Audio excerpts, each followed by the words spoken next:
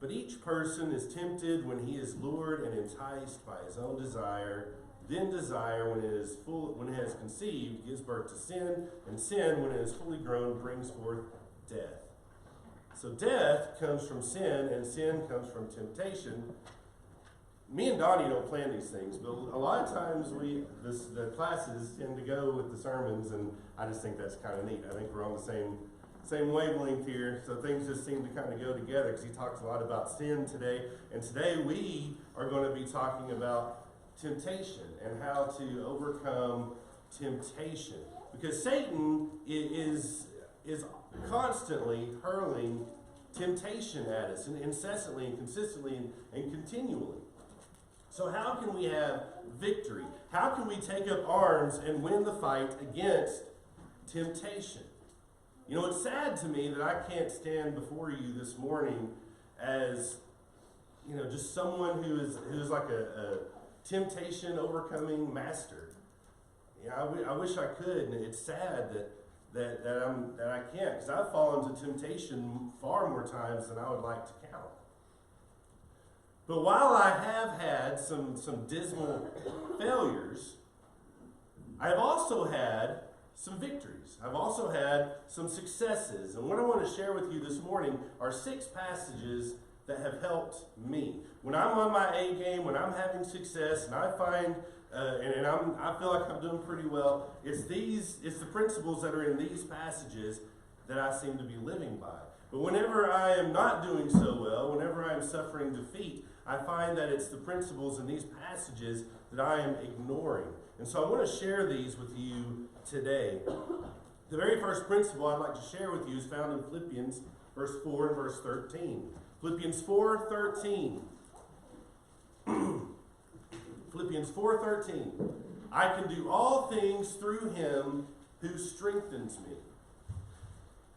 Now, for a long time, when it came to this battle against temptation, I had the idea that I was supposed to demonstrate to God that I am strong enough to overcome.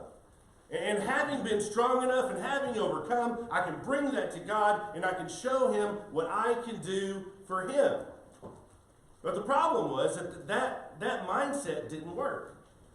That just didn't work. The more I tried to prove that I was strong enough, the more I failed. But Philippians 4 and verse 13 helped me to realize that it's not my strength that allows me to do all things. It's his strength that allows me to do all things. I don't put my faith in me and then fight the battle. I put my faith in him, and then I go and fight the battle. And what keeps me in the battle is that I know he wins, and I know that he is strong enough. And so instead of trying to come before the throne of the Father in heaven and bring him my victories, I have learned to come before the throne of my Father in heaven and bring him my weaknesses. Bring him my weaknesses and rely on him to fight the battles. And when I am victorious, rather than coming to God's throne and saying, hey God, did you see what I did for you today? You should really thank me. Instead of doing that, I've learned to thank him for the victory. Thank God for that victory, because it's his strength. He is the fortress. If we stand in our strength alone, we lose. But he is the victor. And so I rely on him. But how do I rely on him? How do I rely on him? Well, I get into his word, and I read what it says, and I do what it says. I get with his people. I get with his people and I talk to his people about the battles that are going on and what I'm learning in his word. And I rely on his people. How do I rely on him? I spend time in prayer. I spend time praying and talking to him. But my mindset has changed about all this, because there was a time when I thought, if I read my Bible enough, I'll be strong enough. If I pray enough, I'll be strong enough. If I go to church enough, I'll be strong enough. And my mindset has changed because all of that had to do with me being strong enough. And what I finally had to learn is I'm not strong enough. I'm not strong enough. I don't read my Bible so that I'll be strong enough. I don't pray so that I'll be strong enough. I don't go to church so that I'll be strong enough. I do those things because that's where I meet God, and He is strong enough. And because He is strong enough, I can continue to step out onto the battlefield and fight. And I will win, and so will you. I can do all things through Him who strengthens me. Dependence on God.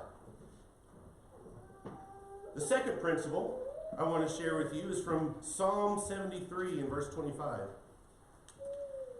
Psalm 73 in verse 25. Whom have I in heaven but you? And there is nothing on earth that I desire besides you.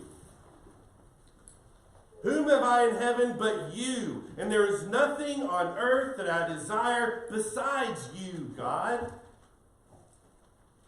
Again, there was a time when I was getting this all wrong. I read James chapter 1, verses 14 and 15, and I knew that temptation had to do with my desire. That sin started with my desire. And I thought that what I needed to do was to battle against the desires, was try to diminish those desires that lead to sin.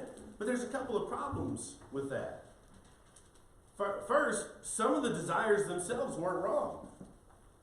Some of the desires themselves weren't wrong. For instance, the desire to have respectful children, which can sometimes lead to outbursts of wrath. Now, the desire to have respectful children is not wrong. That's not wrong. However, it is wrong to have outbursts of wrath. So, what do I do about that? That's not a wrong desire. I can't fight against that. And then also when it came to the wrong desires. When it came to the wrong desires, what I found was having caved to them before, the desire just strengthened. And the more I tried to suppress it and deny it and try to prove that it wasn't there, the more it bubbled up to the surface. And that just doesn't work. It just doesn't work. But then I realized that the solution isn't to try and diminish all of my other desires. What I need to work on is strengthening my desire for God. I need to strengthen my desire for God, because when I recognize that God is the greatest and God is all I could ever need and God is all I could ever want, He provides all, He is all, what more could I want? Do you know what happens? I start having victory over all that other stuff. So not only dependence on God, but desire for God. How do I strengthen my desire for God? Getting into His Word does that. Also, talking to other people about His Word. Talking with other people about what I've seen about God and His Word, and what I've seen about God in my own life, and what He's done in me, and what He's done around me. Spending my time in spiritual conversation with others about what the Word says. Talking about those things strengthens my desire to be with God. Another thing that does that is counting my blessings. Counting my blessings. God has really blessed me, and it's when I forget that, when I forget all the blessings that He has given me, then I start to get upset with God, and I start to feel like He's picking on me because I've forgotten all the blessings. When I start counting my blessings, when I start realizing that today I am breathing, and that's because of God. Today I get to eat, and that's because of God. Today I get to meet with you, and that's because of God. That causes me to love God and to want God and to desire God. And as my desire for God strengthens, so does my victory over sin. And I know that in those moments when I'm failing, it's because I've lost sight of the principle in this passage, desiring God more than anything else. The third thing I'd like to share with you, not only dependence on God, not only desire for God, but Psalm 141 in verse 5. Psalm 141 in verse 5. Psalm 141 and verse 5 says, let a righteous man strike me. It is a kindness. Let him rebuke me. It is oil for my head. Let my head not refuse it. I love this passage because of the picture it presents to us in David's life.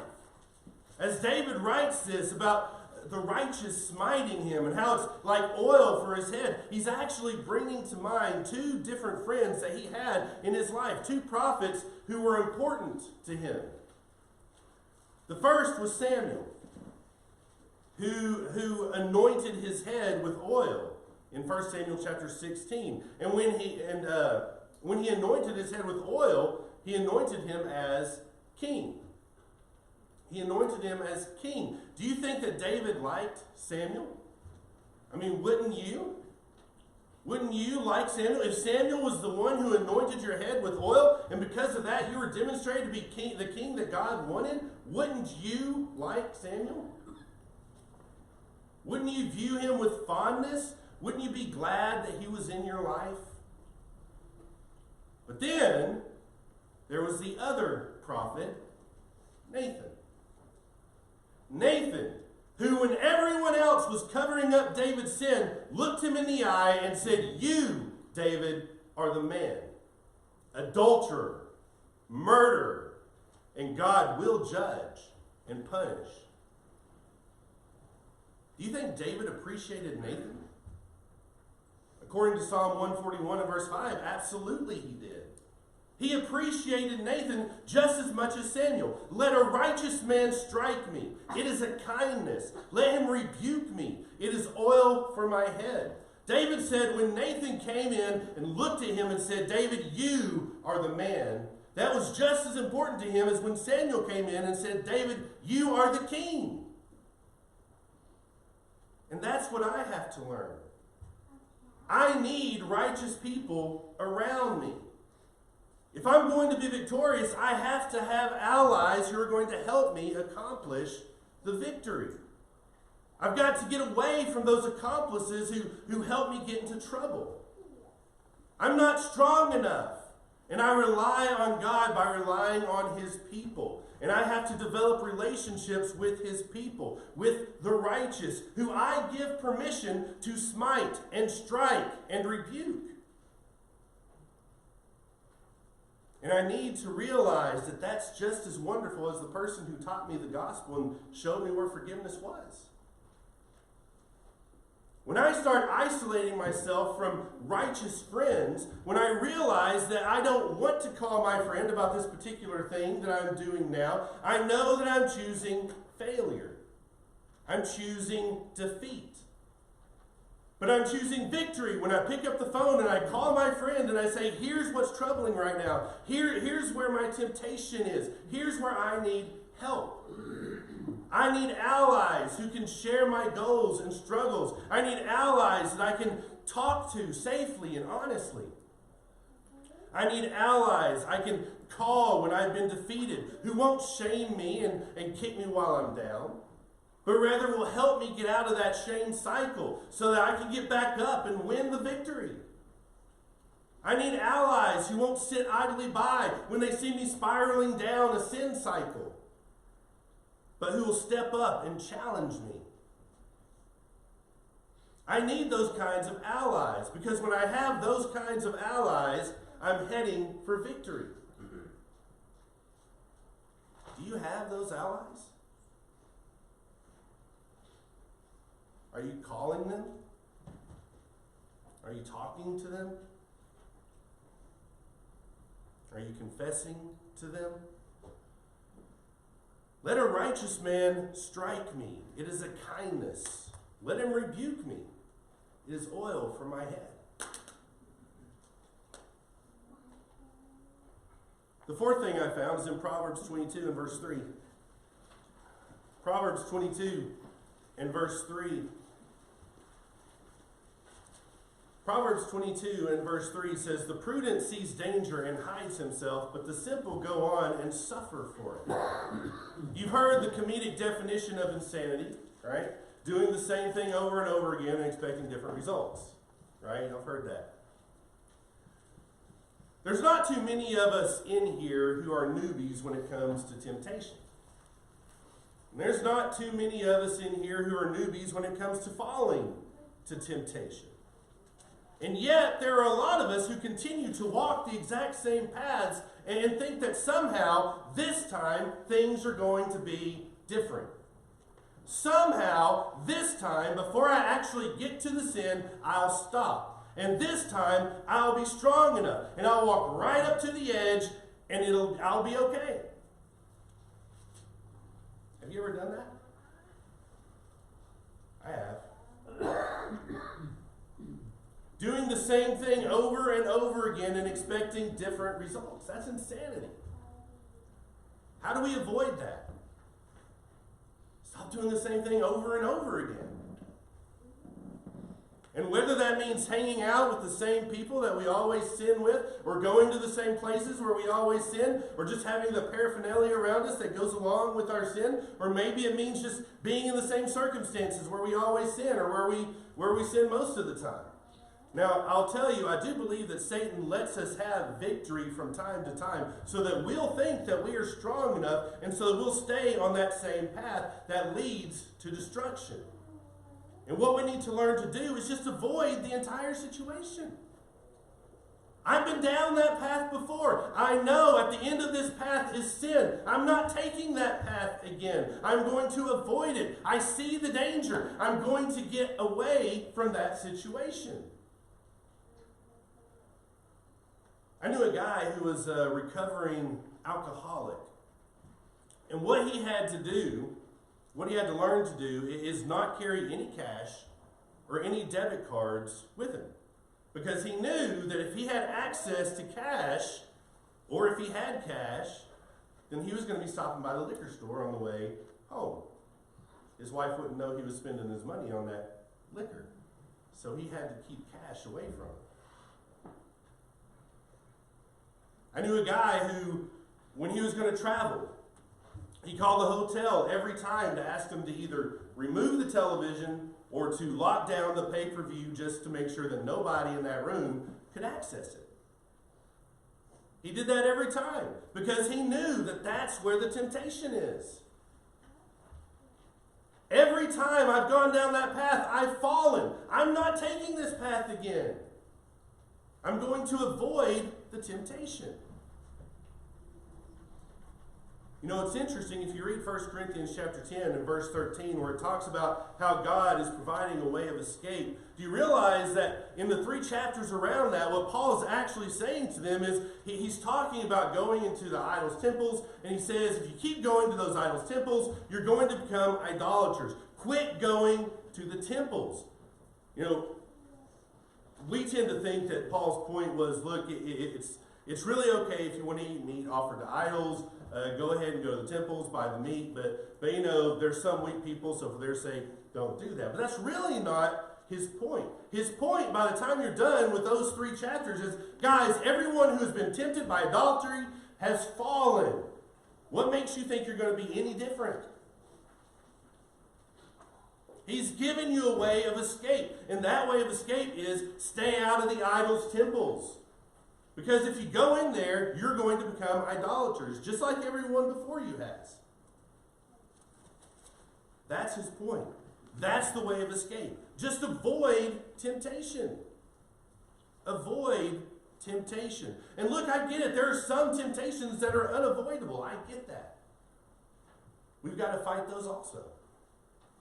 There are some situations that we can't get out of. There are some situations that arise that we didn't expect. I understand that. But I also know that every single one of us can think of a particular sin where we have walked the path again and again, thinking this time it's going to be different. It won't. Stop walking that path. Stop walking that path, because if you start walking that path again, you're choosing defeat. You're choosing failure. Just avoid it. See the danger and get away from it. Number 5 is Matthew chapter 6 and verse 34. Matthew 6 and verse 34.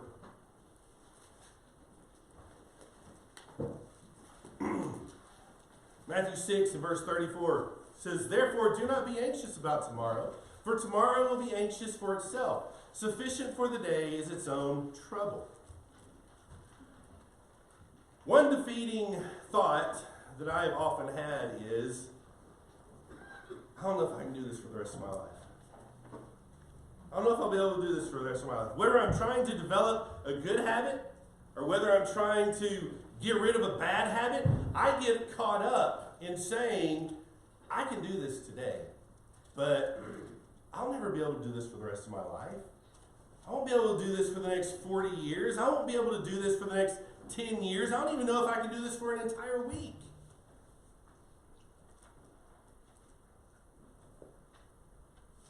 Let me ask you, how many times have you heard a preacher say, you don't know if you have tomorrow? Today might be your last day, so you better turn to the Lord. You've heard of that. We've heard that, right? I've said that. We've all heard that.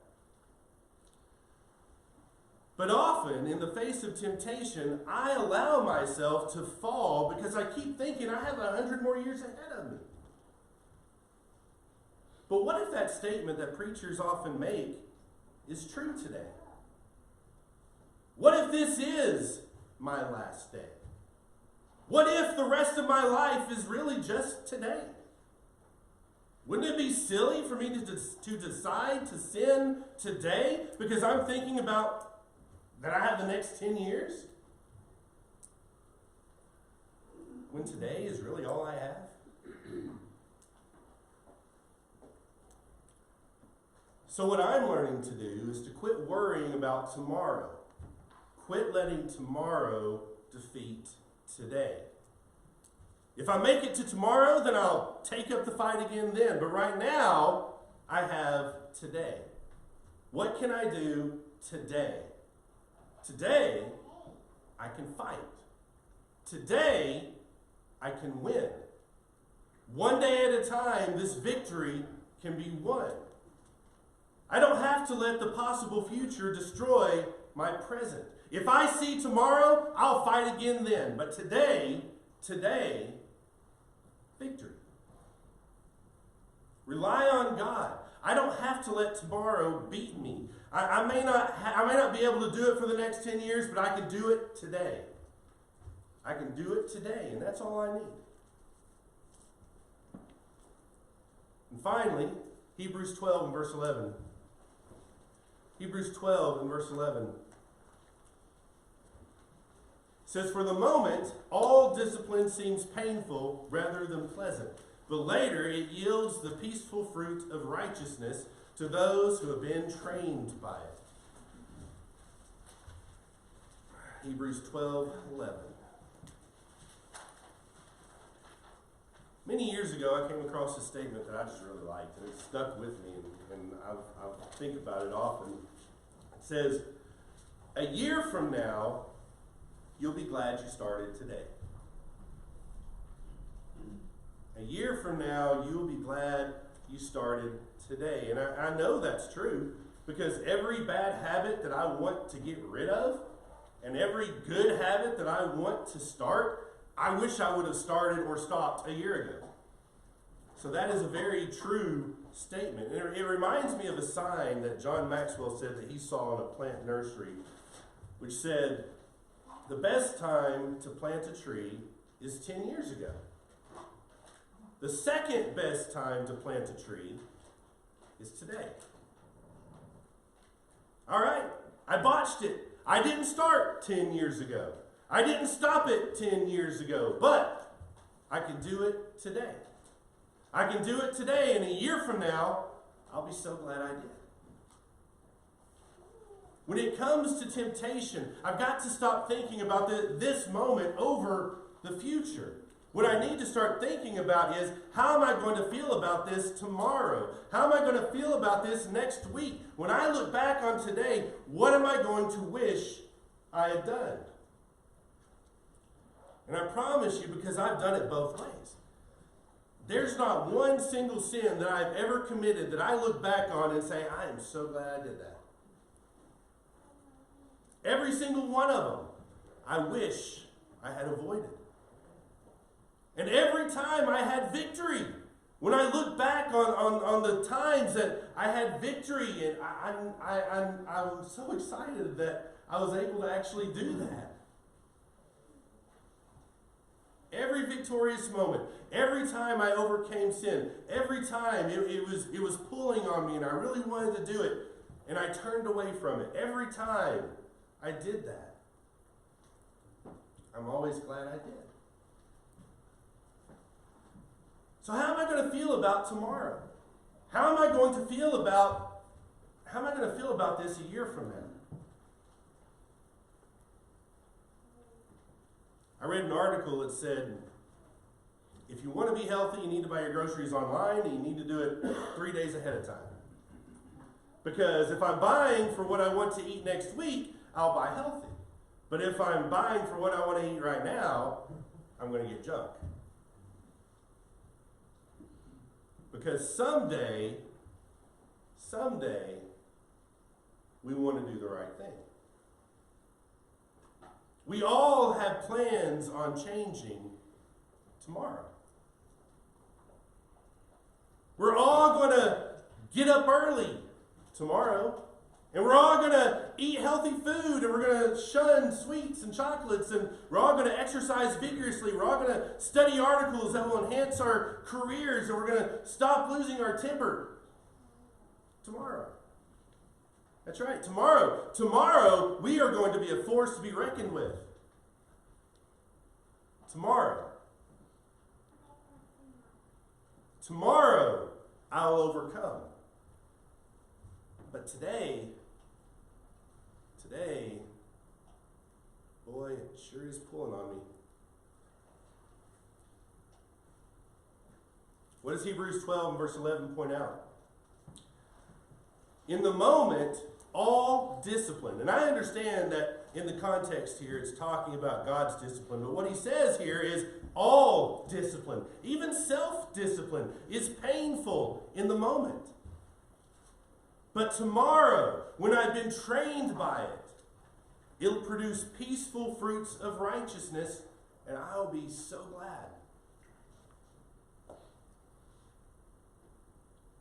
I've got to ask myself, a year from now, what am I going to wish that I had done right now?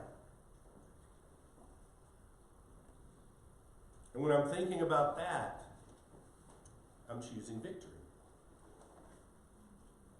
When I'm ignoring that, I'm choosing defeat and failure.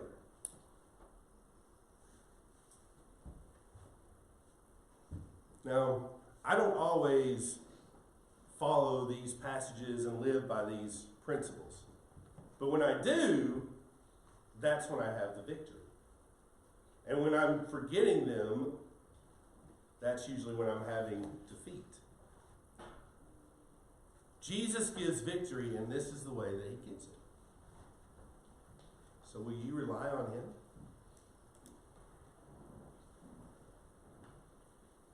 If you'd like to, you can put your notes and your Bibles away. Just a moment, we'll be singing our invitation song.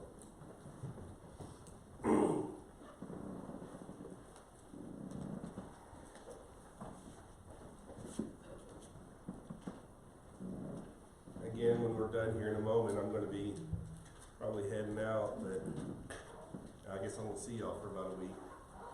I do appreciate Donnie. He's going to be taking over next week. I know he's going to bring a great lesson. And I love you guys. Sorry I didn't get a chance to really talk to you very much today. And I guess I'll see you in about a week. You know, one thing I've learned about these principles is that they're simple, but they're not always easy. They're not always easy. It's a struggle at times. There are a lot of good days, but there are also some really hard days when you're in Jesus Christ. It's not always a cakewalk. It's a battle. It's a battle. But I've said it before, and I'll say it again. My worst day in Jesus is better than my best day outside of Jesus. Being in Jesus and living by these principles makes life so much better. Because he gives you victory. He gives you victory. Are you in Jesus today? Jesus said, whoever believes and is baptized will be saved. If you need to be baptized or you have some other spiritual need that we can help you with this morning, we'd be glad to do that.